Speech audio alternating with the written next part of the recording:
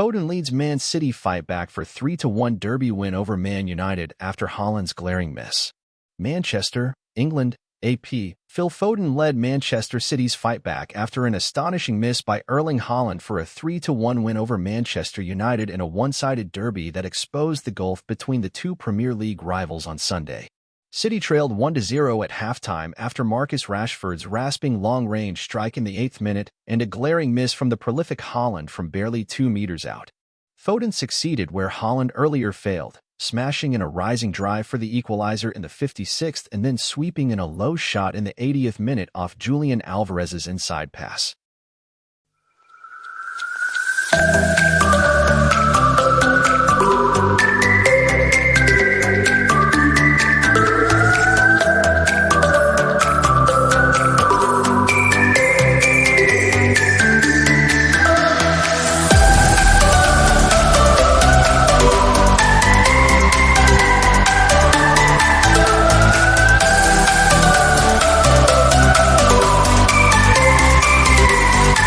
I always had the feeling he would score goals. Right now, he is winning games, City manager Pep Guardiola said of Foden, the 23-year-old England forward whose double took him to 17 goals this season in all competitions, a career high. He is the player of the season. No one has been so decisive for us as him this season. There was still time for Haaland to atone for his miss by taking advantage of a defensive error to stroke home the third goal in stoppage time with City's 27th shot of the match. Haaland collapsed to the ground in mock relief following his goal, a league-high 18th of the campaign, after celebrating with Foden. The pair scored a hat-trick each in City's 6-3 win over United last season, and they hurt their rivals once again. Second-place City moved back a point behind Liverpool with 11 games to go in a title race that looks like going to the wire. If Arsenal beats Sheffield United on Monday as expected, the gap between the three main title contenders will be 2 points once again.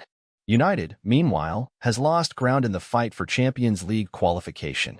With fourth-place Aston Villa and fifth-place Tottenham winning on Saturday, United is now 6 points back from Spurs and 11 behind Villa.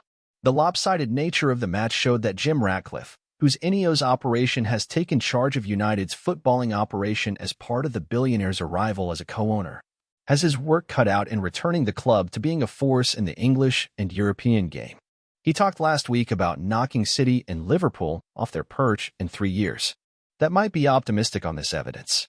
United was outclassed at Etihad Stadium, with the game mostly being played in the visitors' half in the manner of an FA Cup match between a top-flight team and a lower league opponent.